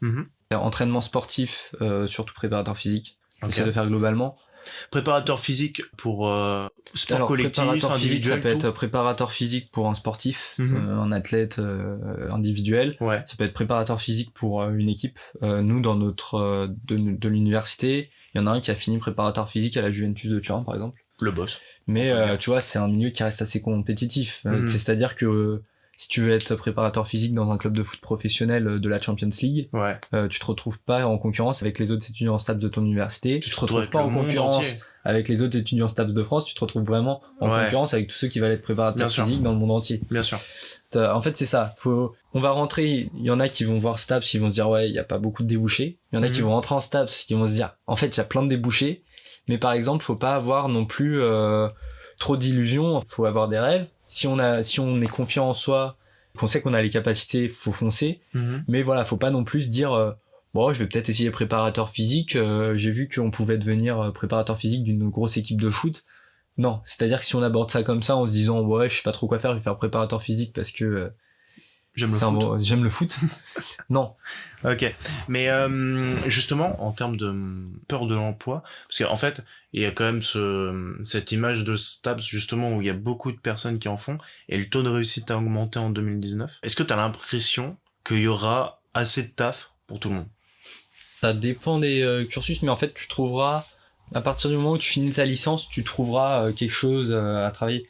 Après, oui, faut pas s'attendre, si on fait qu'une licence, enfin, entre guillemets, qu'une licence, à avoir un salaire à la sortie qui est de 3 000 € par mois. Oui, c'est sûr. Faut pas s'attendre, enfin, si tu sors à la licence, que t'as un CDI avec un SMIC, c'est déjà un bon début. Parce que... Moi, je te parlais même pas salaire, je te parlais vraiment purement objectif de l'emploi. Mais je pense que objectif de l'emploi, enfin, en tout cas, c'est ce qu'on nous disait aux portes ouvertes et c'est pas, STAPS, c'est pas une école de commerce, donc je pense pas qu'on essaye d'embellir les chiffres. Oui. Et justement, je pense qu'ils essayent plus de... C'est ça. Quand tu regardais les chiffres, c'est l'un des cursus qui professionnalise le plus à la sortie. Okay. Parce que pour plusieurs raisons, tu fais APA, activité physique adaptée et santé. Tu peux te mettre à ton compte et être coach à domicile ou coach en salle de sport. Voilà, tu vois. Donc c'est pas des métiers qui font rêver. On va pas se mentir, c'est pas forcément des métiers qui font rêver comme ça, mais c'est un bon métier pour commencer aussi et mine de rien, ça reste un métier. Ouais, tu peux être auto-entrepreneur en fait en faisant STAPS par exemple, tu vois. Tu vas acquérir quand même des capacités, des connaissances et des savoir-faire qui vont faire que sur le marché du travail, t'auras de quoi vendre. Ok. Et je voulais parler un peu de tes stages. Est-ce que c'est assez facile d'en avoir déjà, des stages en STAPS? Alors, si tu connais des gens, oui, c'est facile. Forcément, après, le bon piston, tu vois. C'est ça. Bien sûr. Après, en général, je sais que les profs, ils t'aident bien. Là, je vois, par exemple, nous, en management du sport, nos profs, c'est quand même des mecs qui connaissent pas mal de monde dans ce milieu-là. Ils pourront t'avoir les contacts. Ça te donnera pas le job, ça te donnera pas le stage, mais ils peuvent t'avoir des contacts. Après, la question des stages en STAPS, personnellement, je trouve qu'on en a pas assez. D'accord. T'as combien de première année, j'ai fait mon stage d'observation avec le préparateur physique, comme je te disais. Deuxième année, j'ai fait un stage d'une semaine d'observation pareil à vente privée, enfin maintenant VP, donc au pôle sport. D'accord. Donc ça, c'était pour mon cursus en management du sport. Troisième année, j'ai fait un stage d'1 mois dans une organisation qui s'appelle Feder Sport. C'est une association donc qui traite de tous les sujets sur le monde des sols sportifs. D'accord, oui, c'est archi varié. C'était intéressant, mais c'était pas passionnant. Enfin, voilà. Surtout les activités que je faisais étaient pas non plus extrêmement passionnantes. T'es stagiaire, donc forcément, c'est pas... ça. Puis, mais enfin, 1 mois, en fait, tu peux pas dire à quelqu'un, tu veux pas me donner une activité à faire parce que... oui, c'est vite en fait, c'est vite terminé. 1 mois, tu peux pas te permettre de former le stagiaire. C'est impossible. Et cette année, stage de minimum 2 mois à la Fédération Française de Natation. D'accord. Donc c'était minimum 2 mois. Et t'en as fait combien? J'en ai fait 3. Ok. Et tu pouvais en faire plus ou... Je pouvais en faire plus. Le truc, c'est que vu que mon stage commençait mi-juin, par rapport à la rentrée cette année. Ouais, bien sûr. Il n'y a pas de possibilité d'alternance, par exemple. Non. Voilà. Est-ce que ça t'aurait fait... l'année où, du coup, entre ma L3 et mon M1, quand le moment où j'étais pas accepté dans le master management du sport. Je me suis dit, j'ai commencé à regarder du coup les écoles de commerce qui proposaient à peu près le même cursus. Et c'est vrai que je m'étais dit, de l'alternance après, ça peut être pas mal. Ouais. Mais en même temps, là cette année, je suis bien content de pas faire de l'alternance et d'avoir un stage de 6 mois à la fin. Un stage de 6 mois à la tu fin. préfères finalement. Parce que en fait, on a des projets qui sont quand même ultra intéressants. C'est beaucoup moins de théorie, beaucoup de pratique. Donc c'est assez intéressant. Puis après, comme ça, t'es libre sur ton stage sans avoir à te poser la question pour les cours. Mais je pense que sur le reste de l'année, peut-être qu'on manque un peu de stage. Ok. J'avais parlé un peu du water polo en disant qu'est-ce qui t'a donné envie. Est-ce qu'au moment où tu t'es inscrit au water polo, tu t'es dit ça va m'ouvrir des portes pour bosser. Par exemple, en donnant un exemple de stage, t'as quand même participé à un événement mettant en place des activités de water polo dans le sud de la France l'été dernier. Ouais. Est-ce que, tu vois, je pense direct, le gars a fait du water polo, donc forcément on va le prendre. Du coup, quand je me suis inscrit au water polo, non, je pensais pas du tout à ça. Après, en fait, au fur et à mesure dans mon cursus, je me suis dit, effectivement, parce que tu entraînes aussi au water polo. Ouais. C'est ça qu'il faut dire, c'est que t'es vraiment investi dans le sport. Bah, je pense que pas seulement un joueur. Je pense que quand tu fais un sport comme ça qui est peu connu, en fait, un club de water polo, alors il y a des clubs de water polo qui dépendent d'un club de natation, donc là c'est un peu différent. Mais nous, on a un club de water polo uniquement water polo. Il y a peu de licenciés, ça fait très ambiance familiale. Et en fait, s'il y a pas personne s'investit, le club meurt. C'est pas comme un gros club de foot où t'auras toujours des gens qui seront au-dessus et qui feront en sorte que ça va plus ou moins bien. Tu t'investis pas. J'ai senti à une période, quand il y en a qui sont partis, que si nous on s'investissait pas, le club il mourrait. Ouais. Donc forcément, ça te donne envie de t'investir. Et en fait, le monde du water polo, il est pas si différent d'un club. C'est-à-dire que je dis pas que le sport va mourir demain, mais faut qu'en fait, si t'aimes ton sport, faut que tu t'investisses dedans, et c'est comme ça que tu as. Et en fait, au fur et à mesure de mes études, je me suis dit en fait, le fait que je sois dans un sport qui est pas tant médiatisé que ça peut m'ouvrir des portes, parce que mon stage à la Fédération française de natation, j'ai pas contacté la fédération d'abord. C'est-à-dire que j'ai trouvé le contact du mec qui s'occupait du water polo au sein de la fédération. Et justement, comment t'as fait ça, par exemple? Sur LinkedIn. J'ai cherché Fédération française de natation, employé, et j'ai vu un mec chargé de développement du water polo, que j'ai contacté. Et il m'a dit, je serais intéressé. Bon, là, avec le Covid, c'est un peu compliqué, mais si ça se débloque, je reviens vers toi. Et il est revenu. Et il est revenu, et c'est comme ça que ça s'est fait. Et après, j'en ai discuté avec lui. Je lui ai dit, donc, j'ai eu un entretien. J'en ai discuté avec lui à la fin de mon stage. Je lui ai dit, mais du coup, le processus pour me recruter, ça s'est fait comment et tout? Il m'a dit, on était en concurrence avec 2 autres personnes. Une personne, et les 2 autres personnes, en fait, ne venaient pas du monde du water polo. Et le fait que moi, je venais du monde du water polo, que j'entraînais pour un événement itinérant comme le Water Polo Summer Tour, où on allait faire découvrir le water polo, et forcément, t'avais une visée un peu plus sur les jeunes, parce que en général, les activités de ballon, ça attire plus les jeunes. Justement, petit aparté, est-ce que le BAFA aussi a aidé? Parce que t'es titulaire du BAFA. Pour le stage à la Fédération française de natation, non, ça n'a pas. Mais ça t'a aidé pour autre chose? Pour trouver une colo. Une colo l'été, bien sûr. Mais à part ça, non, ça n'a pas particulièrement. Parce qu'en fait, en 2e année de STAPS, quand tu valides ta 2e année de STAPS, tu valides un équivalent du BAFA. D'accord, ça je savais pas. Ok. Pour ceux qui étaient pas non plus au courant comme moi, c'est pas mal. Mais ouais, c'est vraiment bien. Je voulais parler des journées types de stage. Alors, t'as fait plusieurs stages. Comment ça se passe quand tu rentres dans une entreprise, quand t'es en management du sport? C'est quoi tes missions, surtout sur un stage de 1 mois? Comment ça se passe, ta journée type? Alors, faut savoir que ce soit le stage de 1 mois chez Fédérsport ou le stage de 3 mois à la Fédération française de natation, je vais pas dire que c'est exactement la même chose, parce que c'est pas tellement le cas, mais tu te retrouves un peu dans une organisation où tu te dis par exemple la Fédération française de natation, je vais te dire tu fais quand même avec les moyens du bord. T'es la Fédération française de natation, tu fais avec les moyens du bord en fait. C'est une petite en fait c'est une petite fédé finalement. Pour le water polo oui. Oui, parce j'imagine. Que sinon en termes de chiffres, ça reste une des plus grosses fédés, c'est-à-dire que t'es à environ 50 salariés pour une fédération sportive, c'est énorme. OK. On va pas comparer avec la fédé de foot parce que c'est hors norme. Le foot c'est hors norme et t'as quoi en premier? T'as foot, rugby? C'est alors surtout foot. Ensuite, ce qui vient derrière, ça va être tennis, Ah ouais, la fédé de tennis est plus grande. Tennis, ils ont pas mal de monde, ils ont réussi, Ok. eux, ils ont réussi à bien récupérer. Et en fait, tu regardes la fédération de natation, les gros enjeux qu'ils ont aujourd'hui, ça va être d'attirer de nouveaux licenciés, parce qu'en fait, beaucoup de personnes vont à la piscine, mais t'en as très peu qui sont licenciés en fait. Ouais, très peu vont prendre des cours ou des... Tu vois, c'est ça. Donc ça, c'est un des gros enjeux qu'il y a à la fédé. Bon, ça, c'est un autre sujet, mais donc on va commencer par le stage d'1 mois chez Federsport. Là, j'étais à Federsport, il y avait qu'un salarié, donc le mec avec qui je bossais. Et Federsport, on rappelle, c'est les revêtements, les seuls sportifs. Donc en fait, on organisait des commissions sur un coup c'était les terrains synthétiques de foot, un coup c'était les revêtements des terrains de hand. Ok. Donc non, c'est intéressant parce que c'est des commissions où ils apportent des réflexions. Donc sur ces commissions-là, t'as des intervenants des fédérations françaises, t'as des intervenants de grosses villes, de grosses agglomérations qui sont là pour enrichir leurs connaissances là-dessus et savoir ce qui se fait. Est-ce que toi tu t'es senti expert sur le sujet? Parce que ça me paraît très pointu comme sujet, tu vois, le revêtement. Non, parce que ce stage, en fait, je l'ai trouvé par défaut, je trouvais pas de stage et j'ai vu cette offre passer, j'ai fait un entretien, ça s'est bien passé, puis je l'ai fait. Et quand t'as fait par exemple ces réunions là avec les gens, tu t'es pas senti en panique, genre ouais, je connais pas mon sujet. Bah, j'avais pas trop de responsabilité sur ce stage-là, comme je te disais, c'était un stage d'1 mois. Moi j'étais là en fait, surtout à ce moment-là, je prenais les notes. Ok. Je me suis occupé aussi un peu des archives. T'as pris le café. Exactement. T'as imprimé des feuilles. Et voilà. Non, après. T'es un stagiaire. Là-dessus, ce que je devais faire, c'était trouver, du revêtement.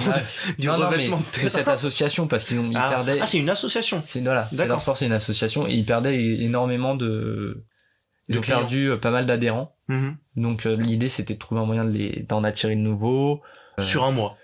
Voilà, sur un mois, trouver, enfin, voilà, force de réflexion. Sur un mois, tu peux pas mettre en place de trucs, t'es force de réflexion et, ok, voilà. C'était limite, en fait, un stage d'observation, même si t'étais là en train de faire des trucs. Voilà, c'est ça, bah, t'étais en soutien du mec. Ouais, donc, parce qu'après, le point d'orgue de ce stage-là, c'était l'organisation de l'assemblée générale, de l'association. Ouais. Après, tu vois, c'est un stage qui, mine de rien, même si ça m'a pas particulièrement plu vis-à-vis des tâches que je faisais, c'est enrichissant parce que le monde des sols sportifs, tu vois, quelqu'un dans la rue, tu lui dis le sport tu connais, oui, les sols sportifs tu connais, non. Tu vois, ouais, c'est ça, bien sûr. Bon, c'est quand même un milieu qui reste assez intéressant. J'ai pas particulièrement envie de travailler dedans, mais non, mais en même temps, tu vois, j'ai envie de te dire, tu trouvais pas de stage, faut pas cracher dans la soupe. Voilà, mais donc bien sûr. Et puis il y a un moment, enfin voilà, c'est tout qu'on va dire, mais il y a un moment, t'as besoin de gens experts sur les sols, tu vois, de terrain. Sols sportifs, ouais. Sols sportifs, bah, sinon tu pratiques pas, quoi. Non, bah, c'est ça. Juste et en fait, béton, voilà, c'est ça. En fait, tu te rends compte que, bah, mine de rien, ça a quand même une importance assez énorme. Ok. On va passer à l'accès à la formation STAPS, tu vois, via Parcoursup et tout. Nous, on était en APB. Parcoursup, visiblement, ça devait faciliter les choses. A priori, ça ne les a pas facilités. On sait qu'il y a des difficultés pour entrer en STAPS. Selon toi, bah, pourquoi ça attire autant de monde? Et toi, est-ce que tu veux raconter comment t'as fait pour entrer à la STAPS d'Orsay? Parce que je fais un petite histoire, mais toi, de base, t'étais pris au STAPS à Reims. Ouais. Et sur la même année, t'as réussi à muter de Reims jusqu'à Orsay. Explique-nous le cheminement, le parcours de croix que t'as fait. Déjà, tu demandais pourquoi il y a autant de demandes de STAPS. Je pense que c'est l'image qu'a STAPS. Ça reste l'université, donc c'est gratuit. Enfin, t'as tes droits d'étudiant à payer, mais c'est pas le prix d'une école de commerce ou d'une école en général. Bien sûr. Puis il y en a beaucoup qui se disent, on en parlait, qui ont le cliché de « Oh, je suis bon en sport, je vais aller en STAPS ». Alors qu'on a débunké ça, c'est pas totalement ça. Voilà, c'est ça. Donc moi, je pense que c'est ce côté-là qui attire pas mal de monde. D'ailleurs, tu vois rapidement, au bout de 2-3 semaines, les amphis sont quand même beaucoup moins remplis qu'au début d'année. Est-ce que justement ça, tu vois, les gens qui abandonnent en cours, enfin en tout début, tu vois, genre au bout de 2 mois, est-ce que ça veut dire que ça laisse des places à des nouveaux étudiants ou pas du tout, c'est fini pour l'année? Si les abandons se font dans la première voire deuxième semaine, ça peut laisser des places. Ouais, sinon c'est mort. Sinon c'est mort. Ok. Mais voilà, c'est pour ça que Parcoursup c'était censé apporter des réponses là-dessus en disant qu'il regarderait un peu plus les dossiers. Ouais. Je pense pas que ça ait porté réellement ses fruits, mais Écoute, j'ai vu un reportage justement sur un étudiant qui voulait faire STAPS là, en faisant mes petites recherches et tout. Visiblement Parcoursup n'a pas aidé, le gars avait été chaud de partout et tout, il avait pas de place en STAPS, mais ça faisait un peu de la peine parce que le gars avait fini, je crois, en droit. Et du coup, il voulait retenter l'année d'après. Ouais, parce que rentrer en STAPS, du coup, moi j'en ai fait un peu les fruits. Nous, je me souviens que notre année de bachelier, c'est l'année où il y a eu, à l'époque en tout cas, c'était l'année où il y avait eu le plus d'étudiants laissés sur le carreau. Ouais, oui, je moi, sur mes choix d'APB, du coup, j'avais... Moi, je n'avais rien eu, à part ça. Alors, j'avais mis un choix groupé. Donc, le choix groupé, parce que quand t'es en Île-de-France, t'es obligé de mettre... Tu fais un choix groupé STAPS, donc ça te met tous les STAPS d'Île-de-France. Ouais. Donc, Orsay, Créteil, Nanterre, Descartes, Bobigny, Marne-la-Vallée. Donc, t'es obligé de mettre tous ces choix-là, déjà. Ça s'appelle un choix groupé, ça te mettait tous les choix d'office. Et vu que c'était des pastilles rouges, donc le principe de la pastille rouge, je rappelle sur APB, le principe de la pastille rouge, c'était que c'était les formations où il y avait plus de demandes que de places disponibles. Et du coup, j'avais dû mettre une pastille verte qui était sociologie à l'université d'Evry. En fait, pourquoi c'était une pastille verte ? Tout était pastille rouge, sauf celle d'Evry, parce que Evry était obligé de t'accepter, quoi qu'il arrive, pour soi-disant laisser personne sur le carreau.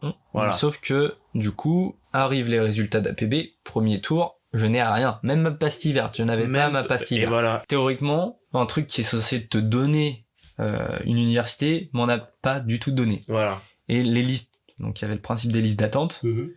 J'avais des camarades dans la classe qui m'ont dit ouais, je suis tel numéro sur la liste d'attente. J'ai dit ah moi mon mec je suis sur la liste d'attente mais j'ai même pas le numéro. T'es loin, t'es où? Donc là tu commences à paniquer un peu. Je pense que cet été-là, pourtant c'est l'année où on est bachelier, c'était le pire été que j'ai dû l'un des pires étés que j'ai dû passer. Cet été-là, très bon remix de Claude François. Exactement. C'est compliqué. Et je pense que c'est l'un des pires étés que j'ai dû passer psychologiquement en tout cas. Tu te dis où est-ce que je vais finir. Du coup là, à partir de ce moment-là, j'ai commencé à préparer des dossiers que j'ai envoyés à différents STAPS. Alors ça c'était bien à Orsay, ils acceptaient les dossiers et de prendre en entretien parce qu'ils avaient déjà prévu, ils avaient dit si jamais des places se libèrent. Oui, comme parce que en fonction des listes d'attente. Voilà, parce que après, par contre, sur si les places se libéraient en début d'année, par exemple des abandons ou des gens qui se présentaient pas à la rentrée, APB n'existe plus. C'est l'université qui décidait qui rentrait en STAPS. C'est ça. C'est un peu, tu vois, le bluff de vas-y, je vais essayer d'avoir mieux. Donc pour l'instant, je reste sur mon choix, voilà, mais j'essaye d'avoir mieux. Donc j'attends la liste d'attente de mon choix supérieur. Mais c'était un truc de bluff, de calcul, de savoir. Si j'attends tel moment, peut-être que je l'aurai, et sinon non. Et du coup, j'accepte ça en attendant. Enfin bref, c'était une galère. Exactement. Et du coup, voilà, j'avais fait le dossier, donc j'étais allé à l'entretien de STAPS à Orsay. J'avais envoyé mon dossier à STAPS de Nanterre, Descartes. J'avais envoyé un dossier aussi à STAPS Besançon. Bien sûr. Et au STAPS de Reims. Voilà. Du coup, le STAPS Besançon m'avait accepté parce que il y avait des places. Donc j'ai été accepté. Donc pendant 2 semaines, j'allais à Besançon. Après, il y a Reims qui m'a accepté. J'étais un peu plus content. T'es un peu plus proche de là où t'étais, où t'habites. Et du coup, arrive la rentrée. Je vais à Reims. D'ailleurs, t'étais venu m'aider à m'installer. Bien sûr. Dans ma chambre, dans la petite chambre étudiante. Oh, qu'est-ce qu'on avait bien dormi. Voilà. En plus, aller en Twingo. Et du coup, j'ai fait 3-4 jours là-bas. Puis il y a l'université d'Orsay, donc Paris Sud à l'époque, qui m'a appelé et qui me dit bon il y a une place qui vient de se libérer et je peux vous dire que le rangement de ma chambre étudiante est allé beaucoup plus vite que l'installation. Ça c'est sûr. En même pas une heure, tout était dans la Twingo pour repartir sur la région parisienne. Il leur avait envoyé un dossier. Tu l'avais envoyé par mail? Donc j'avais envoyé ça par mail et l'entretien c'était en physique. Donc j'avais aussi déposé mon dossier en physique. Voilà. Pour être sûr. Donc on encourage plutôt les gens à envoyer par mail et au cas où se déplacer directement. Rien que le fait de se voir physiquement, je pense que ça apporte de la crédibilité à votre candidature et ça apporte du sérieux et vraiment. Mais du coup voilà, après faut pas non plus se leurrer. Enfin, en allant à cet entretien-là à Orsay, je me suis jamais dit ça va me donner. Je suis sûr à 100% que ça me donne une place à l'université. C'était vraiment entre guillemets la bouteille jetée à la mer. J'espère que ça va marcher. Sur Parcoursup, qu'est-ce que tu mets dans ton dossier pour passer en STAPS? APB pour nous, mais qu'est-ce que toi t'as fait pour essayer de rentrer là-dedans? Alors moi, ce que j'ai mis, c'est que j'étais vraiment très investi. Donc le sport, c'était ma passion, mais bon, ça c'est un peu bateau quand on est rentré dans des études en sport. Je pense que ce qui fait la différence, c'est de dire qu'on est investi dans un club. Même le service civique, par exemple, où tu peux être dans un club et aider. Voilà, c'est ça. Dire que tu t'investis dans dans la vie sportive de ton club ou dans la vie sportive de ta ville. Voilà, et de ne pas hésiter à dire que au-delà de ta passion pour le sport, tu t'investis dans le sport. Ou un job étudiant, tu vois, que t'as fait. Et dire que et alors ça, je pense que c'est important de le dire aussi, c'est de dire qu'on a conscience qu'en rentrant en STAPS, c'est pas que le sportif qui compte, et dire que justement c'est vraiment que vous avez envie de rentrer en STAPS parce que vous avez envie de connaître plusieurs aspects du monde du sport et d'en apprendre davantage. C'est-à-dire que ne pas se contenter de dire ouais, j'adore le sport, j'adore faire du sport, donc je veux venir en STAPS. Ok. Avant, on a parlé des spécialités et tout. Est-ce que, en termes d'accès, t'as des spécialités qui sont plus prises que d'autres, et est-ce que même tu as des universités qui sont reconnues meilleures pour certaines spécialités que pour d'autres? Alors les spécialités, ça reste compliqué à dire. Comme je te disais, à Orsay, ça commence dès la première année. Alors dans d'autres universités, non. Bah du coup, je pense que la majorité des gens qui continuent en master vont en éducation et motricité. Ok. Pour être prof de PS. Les places sont limitées, ou est-ce que c'est vraiment si tu réussis à passer prof ta de troisième PS, je année? ne sais pas. Ouais. Éducation et motricité, je ne sais pas. Et Par contre, management du sport, c'était limité. Donc j'imagine que les autres aussi. Enfin, ça me paraît très logique. Je sais pas. Je préfère pas dire de bêtises. Ok. Autant se renseigner une fois que vous serez à la fin de votre licence. Je peux dire pour management du sport que nous, en tout cas, c'était restreint. On était une quarantaine, entre 40 et 50 en M1. Cette année, en M2, on est 19. Ah oui, donc ça a écrémé. Non seulement 7 qui étions là l'année dernière. Est-ce que c'est des gens qui ont abandonné, ou est-ce que c'est des gens juste qui n'ont pas réussi à avoir leur premier... Entre le M1 et le M2? Ouais. Donc, entre le M1 et le M2, il y en a une partie qui est partie en PPSOS. Qu'est-ce que c'est que ça? Donc c'est l'autre master. D'accord. Ah oui. Donc l'autre master. Donc ce master-là, il y en a pas mal qui sont allés là-dedans. Et est-ce qu'on peut rappeler ce que c'est? Donc rapidement. Politique publique et organisation sportive, je crois. Et nous, il y en a eu, par rapport à ceux qui ont passé l'entretien, je pense qu'on n'est pas nombreux à avoir été pris. Ok. Parce qu'en plus de ça, fallait recandidater entre le M1 et le M2. D'accord. Il y a certaines universités où ta place en M1, t'assures ta place en M2 parce qu'il y a une sélection en M1, ou alors en étant en L3, t'es assuré d'être en M1. Et donc nous, on a eu vraiment une sélection entre la L3 et le M1, et le M1 et le M2. Ok. Je te parlais avant de meilleures universités. Est-ce que, justement, t'as des universités qui sont meilleures que d'autres pour certaines spécialisations? Si vous voulez faire management du sport, Paris-Saclay, ça reste la plus réputée. Le master en management du sport, quand tu regardes les classements sur internet, c'est le 3e diplôme. Oui. Donc de France, c'est le master SLEM, donc celui que je fais en management du sport à l'université Paris-Saclay. Le 3e meilleur de France. 3e meilleur de France, et c'est le premier en université. C'est-à-dire que les deux de devant, c'est des business schools. Ok, très bien. Et par exemple, moi, si je veux être prof de sport, il n'y a pas d'université à viser? Non, parce que prof de sport, là, ça va vraiment être intrinsèque à l'éducation que tu auras dans ton STAPS. Pour être prof de sport, c'est un concours. Donc tu passes le CAPES. Ouais. Et ça dépend, en fait, ça va dépendre du nombre de postes qui seront ouverts cette année-là. Le CAPES, c'est un autre délire. Donc c'est pour être prof de sport. Et en fait, c'est vraiment le master en éducation et motricité. Pour être prof de PS, c'est ça, en fait. C'est vraiment, ça te prépare au concours. Donc le concours, t'as les écrits. Si t'es pris aux écrits, t'as les oraux. Et si tu passes les oraux, après t'es prof de PS. Ok. Et justement pour s'informer, comment? Parce que tu vois, il y a ce podcast qui peut t'informer sur les études en STAPS. Pour aider à s'inscrire ou pour s'informer un peu plus en détail, comment tu fais? Où est-ce que tu vas? À part sur Internet, mais sur Internet, quand tu tapes STAPS, t'as un article de l'étudiant et bon, voilà. Je pense que le mieux, c'est de se renseigner auprès des étudiants de STAPS, parce que ou d'anciens étudiants en STAPS. Comment tu fais pour les rencontrer? Alors il y a des portes ouvertes? Il y a des portes ouvertes en STAPS. Donc aller aux portes ouvertes. Voilà, faut se renseigner, ça après c'est sur les sites des universités, où il y a les revues comme l'étudiant. Je sais que tous les ans ils sortent les dates des portes ouvertes des différentes universités. Aller directement voir les étudiants, c'est eux qui seront. Mais je pense que pour un cursus en STAPS, ça reste d'aller voir les étudiants, parce que chacun aura pas le même parcours, aura pas la même approche du sport que les autres. C'est tout le principe de ce podcast, en fait. Aller voir les étudiants, c'est eux qui ont la vraie vérité. Et c'est vraiment intéressant d'avoir vraiment, et même d'interroger plusieurs étudiants, parce que là, vous avez la vision d'Hugo, mais si j'invite quelqu'un d'autre, il aura sûrement une vision différente sur son parcours.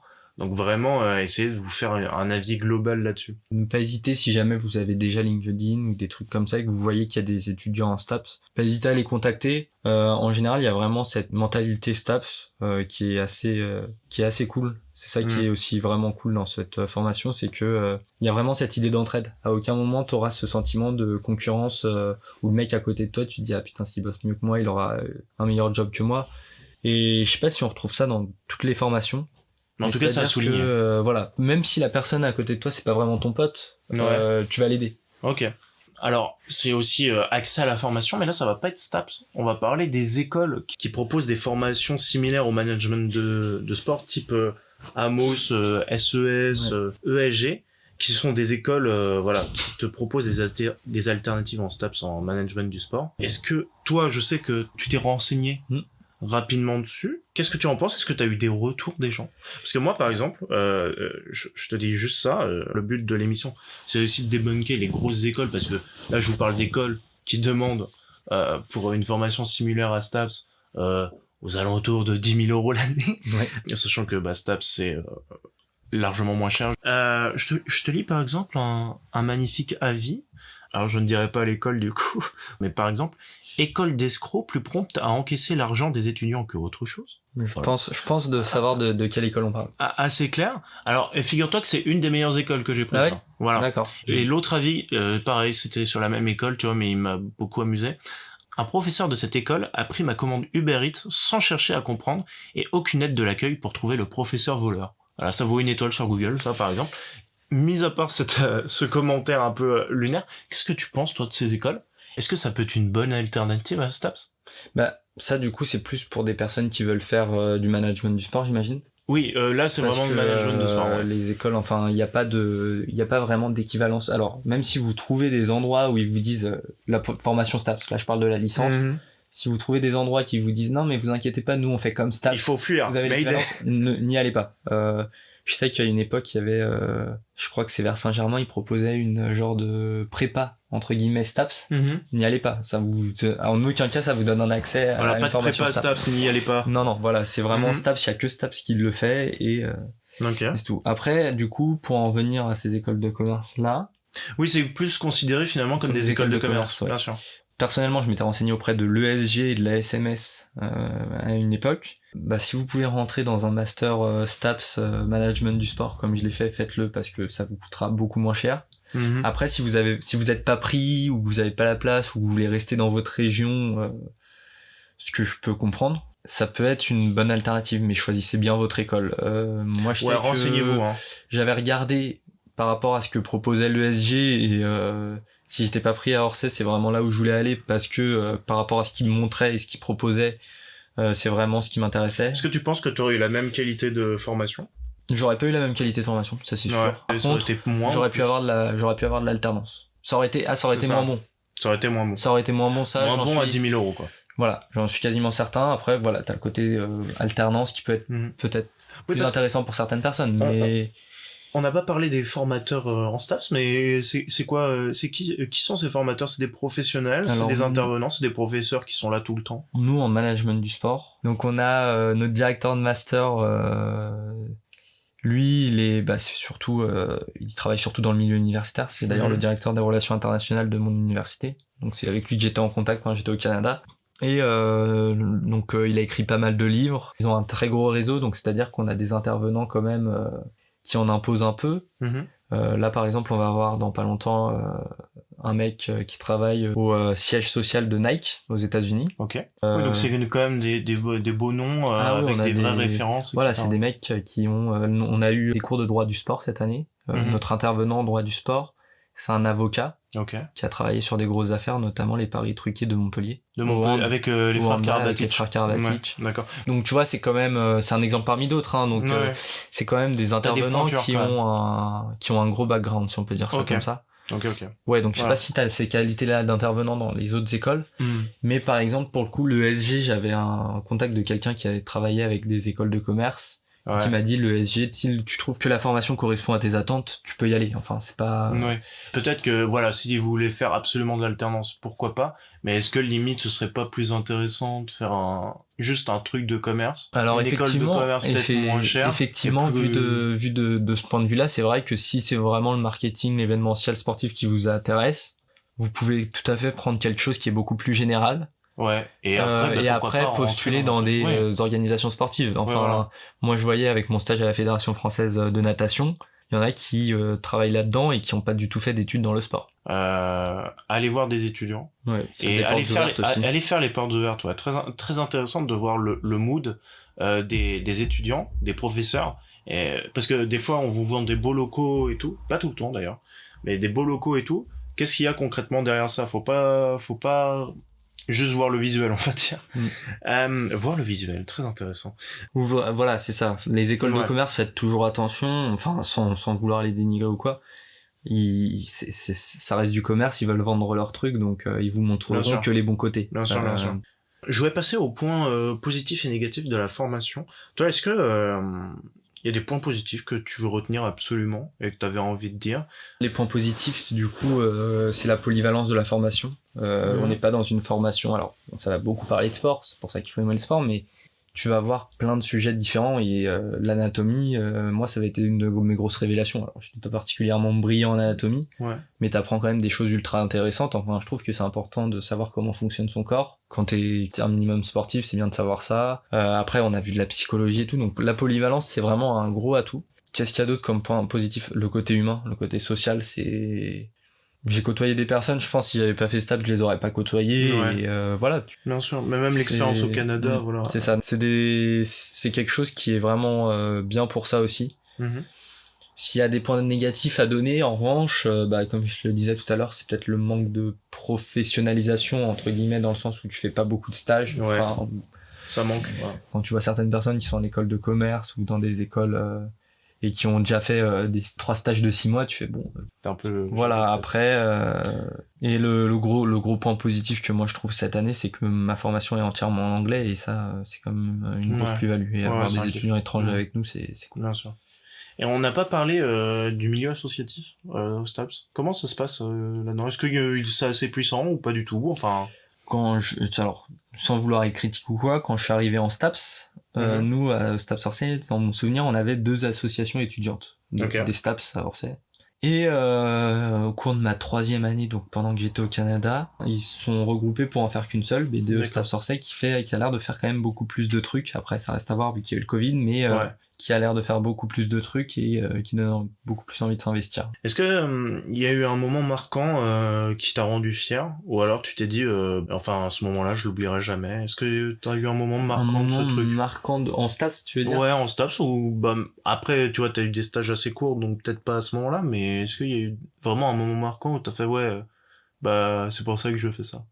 Ouais, non, il y en a toujours. Enfin, quand tu apprends que ton université, elle est quand même réputée, t'es content. Tu te dis, bon, ça va. Enfin, des fois, j'ai l'impression. J'assure quand même. Tu vois, c'est ça. Tu te dis quand même, bon, c'est quand même cool. Parce que même que ton cursus soit réputé, enfin, quand je vois que mon cursus, il est 3e en France, bon, ça, mine de rien, ça reste une fierté. Tu peux flex. Tu vois, t'es content. Tu te dis, ok, des fois, c'est dur. Mais je fais pas tout ça pour rien. Ouais, c'est tout. C'est partager les moments avec des gens que t'aurais pas pensé côtoyer. Moi, je voulais parler des problématiques de l'étudiant en STAPS, parce que j'avais lu quelques trucs là en me documentant. On en a un peu parlé justement des débouchés, de l'accessibilité, etc. Par contre, on n'a pas parlé de ça, qu'il y avait par exemple une grosse augmentation des effectifs de gens qui allaient en STAPS. Donc on acceptait de plus en plus de personnes. Et donc d'après Aurélien Pichon, qui est le président de la conférence des doyens de STAPS, il dit qu'en gros, donc on augmente beaucoup les effectifs. Par contre, on n'augmente pas les moyens et le corps professoral. Est-ce que toi t'as ressenti ce truc de manque de moyens ou ce manque de profs? Est-ce que toi, en tant qu'étudiant, manque de profs peut-être moins, manque de moyens oui. Quand on te dit, là ça va être critique envers mon université, mais quand on te dit Paris-Saclay, 13e université du monde, que tu vois les infrastructures des fois dans lesquelles on faisait nos pratiques sportives, tu peux préciser un peu ou... Je peux préciser totalement, quand on faisait cours de gym, quand on a eu gym en polyvalence en 1re ou 2e année, tu vois la tête du gymnase. Moi, quand je suis rentré dans le gymnase, j'ai dit non mais je fais pas la moitié des trucs, je vais me blesser. Les gym. Mais t'aurais dû appeler les gars qui font les recouvrements au sol. Dis-toi qu'en gym, je pense que c'est l'une des polyvalences avec judo où on a eu le plus de blessés. Ah oui. Dans notre classe. D'accord. Les tatamis. Il y en a une qui s'est fait le talon parce qu'il y avait pas assez de tapis, des trucs comme ça. D'accord. Est-ce que c'est critique envers mon université ou envers le système en général? C'est une critique envers le système, c'est ce que vous êtes en train de dire, le système. Mais voilà, je trouve que par rapport à l'excellence qu'ils veulent donner des fois à une formation, quand tu vois les infrastructures qu'on a, même les bâtiments dans lesquels on fait cours actuellement, je pense que les étudiants étrangers, ils sont quand même surpris de pas être dans des plus beaux bâtiments ou dans des bâtiments un peu plus modernes, quoi. ouais, je pense que le manque de moyens, il se ressent peut-être moins que le manque de moyens professoraux. D'accord. Aujourd'hui, t'as quelle vision de ta formation là actuellement? Alors, les 2 premières années, elles ont été fidèles à ce dont je m'attendais. Après, j'ai quand même été étonné de voir l'excellence que ça pouvait atteindre, voir des études, des intervenants étrangers. Là où j'ai vraiment été surpris, c'est quand ils nous ont présenté les parrains qu'il y avait eu pour notre promo, l'équivalent de nos promos sur les années précédentes. Ils nous ont montré les parrains qu'il y avait eu. Il y a quand même eu du beau monde. On a eu du Lucas Ballot, du Jean Todt. Jean Todt qui est aujourd'hui président de la Fédération internationale de l'automobile, la FIA. D'accord. Et qui a été directeur de l'écurie de la Scuderia Ferrari en F1 sur l'ère Michael Schumacher. Ces gens-là sont des intervenants ou c'était... Donc eux c'était les parrains. Donc le parrain, donc c'était un contact qu'ils avaient. T'avais tu passais une après-midi avec lui. Voilà. Il faisait des offres qu'on ne pouvait pas refuser. Voilà, bien sûr. Mais non, mais c'était des entretiens que tu passais avec lui. Enfin, c'était un moment. Nous cette année, c'est la Jidou Kouré. Donc ça parlera à ceux qui connaissent un peu le monde du sport, j'imagine. Mais c'est des noms parmi d'autres, parce qu'il y a eu quand même des très beaux noms. Tu vois des stars, quoi. Bah, on voit des stars peut-être pas, mais en tout cas, on a quand même je pense que ça laisse juger du prestige que peut avoir la formation. Bien sûr. Et je voulais juste revenir peut-être sur la question que tu m'avais posée tout à l'heure par rapport au moment où est-ce que j'étais fier fier et tout. Vas-y. C'était là c'est vraiment sur la pratique sportive. Quand tu vas faire du sport et que tu vois des mecs qui sont parfois sportifs de haut niveau et qui font sport à côté de toi et que des fois tu rivalises avec eux sur d'autres sports, bah tu te dis ok, en fait tu fais du sport avec des gens qui sont compétents, quoi. Ouais, qui peuvent te donner des conseils. C'est ça, donc c'est vraiment ça a l'air assez bienveillant, quoi. Et puis voilà, c'est ça, les gens, les sportifs même de haut niveau qui sont avec toi, ils vont pas te dire de toute façon t'es nul, laisse-moi je vais te montrer comment on fait. Non, c'est vas-y, mais essaye de faire comme ça. D'accord. Fin d'année, c'est terminé. Ouais. Ce truc de c'est terminé, est-ce que ça te met une pression? Où est-ce que tu te vois là, à la fin de l'année, et même, je sais pas, potentiellement dans 2-5 ans? Ça met une pression, oui et non, parce que mine de rien, je suis content d'en finir. C'est bon, t'en as marre? 5 ans, pour moi, ça ira. Là, tu vas taffer, là? Voilà, là tu commences à avoir, tu te dis 5 ans c'est passé vite, mais en même temps j'ai envie d'aller travailler. Tu demandais du coup si j'avais la pression. Bah après t'as la pression, tu te dis faut que je trouve quand même là il me reste quand même à trouver un stage de 6 mois. De 6 mois à partir de mi-février début mars. Est-ce que justement ce stage de 6 mois pourrait te permettre de déboucher sur un CDI? Bah après voilà, l'idée c'est de trouver quand même une entreprise qui te propose un emploi à la clé. Après on va pas faire les compliqués à dire ah ouais mais vous m'offrez pas d'emploi à la fin du stage. De toute façon il y a aucune entreprise qui va te dire ça. Voilà c'est ça. Alors, donc de toute façon, n'arrivera pas. Donc de toute façon déjà trouver le stage. Puis je suis plus dans l'optique chaque chose en son temps, je vais en fonction des opportunités. J'ai pas envie de me faire un plan de carrière tout défini parce que on sait jamais comment ça va se passer. Ok. L'émission elle touche bientôt à sa fin, mais je voulais savoir si t'avais une petite reco pour nos auditeurs qui permettrait de se plonger un peu plus dans STAPS ou dans le management sportif. Est-ce que t'as un truc, tu vois, je sais pas, une conférence, un film, un livre? Une conférence, non, peut-être pas de conférence. Non, mais tu vois, je te donne des exemples. Un livre, le livre dont je parlais, le Football Manager, tu vois. Si vous voulez jouer à Football Manager, ça peut être intéressant, mais c'est un domaine où, si vous voulez aller en management du sport, la chose qui peut vous aider, je pense, c'est de se renseigner sur ce qui se fait dans le monde du sport. Alors, quand je dis se renseigner sur le monde du sport, c'est pas aller sur l'équipe et dire ah c'est bon, je connais tous les résultats de la dernière journée de Ligue 1, tous les résultats de la dernière journée de Top 14. C'est pas ça, c'est aller se renseigner sur les événements qui sont réalisés, les activations qui sont faites, les contrats de sponsoring qui sont Est-ce que t'as peut-être des comptes Insta ou Twitter ou Facebook qui te renseignent là-dessus, à conseiller? Je crois il y a un site qui s'appelle Sport Business. Qui doit être assez intéressant. Et après, sinon, il y a le livre dont je parlais tout à l'heure de notre directeur de master, qui est le marketing des fédérations sportives, qui est très intéressant parce que tu vois comment faire du marketing parce qu'une fédération sportive, en fin de compte, c'est une association, hein, donc tu vois comment mettre en place du marketing, quels sont les objectifs d'une fédération, parce que comme ça, moi au début, quand je suis arrivé, on m'a dit il y a du marketing dans les fédérations, je dis ok, mais c'est quoi l'objectif? Donc des trucs comme ça. Après, les films, tous les films qui parlent du sport, ou les séries qui parlent du sport, ça reste une mine d'or incroyable. T'en as une bonne série là comme ça? J'ai entendu parler de Ted Lasso. Je sais pas. Alors Ted Lasso, j'ai pas vu. Par contre, celle on nous a parlé régulièrement en cours, c'est The Last Dance sur Michael Jordan. Ouais, bien sûr. Alors forcément, ça nous montre Michael Jordan comme un homme.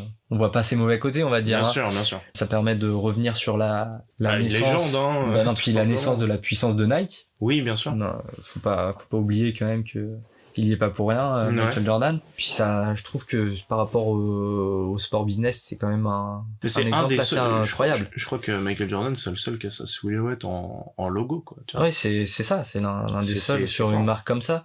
Donc Michael Jordan, il y a la série après, mais ça c'est plus, j'ai envie de dire, l'effet qu'il y a eu autour de cette série qui est Drive to Survive.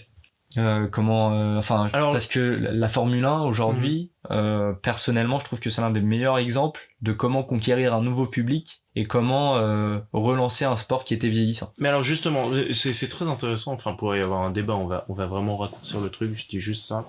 Mais il y a des écuries qui se sont plaintes parce que elles ont dit que Netflix faisait exprès de faire du storytelling et manipulait les images pour dire que ce pilote-là était contre ce pilote-là alors que pas du tout. Oui, toi, t'en penses quoi? Tu vois, Max Verstappen, par exemple, qui dit qu'il veut pas participer à la prochaine saison. Bon, c'est peut-être un peu, comme tu l'as dit, l'expression tout à l'heure, cracher dans la soupe. Personnellement, je le vois comme ça parce que c'est être un peu ingrat face à quelque chose quand même qui a donné de la visibilité à la Formule 1, une visibilité énorme. Mais écoute, maintenant, je regarde la Formule 1, tu vois ce que je veux dire? Alors que les courses ne sont pas particulièrement bon, cette année, c'est à part, mais les courses sur les 3 dernières années où couvraient les saisons de Drive to Survive. C'est combien de fois que Hamilton elles sont pas particulièrement plus passionnantes que les courses qu'il y avait avant, à l'époque. Bien sûr.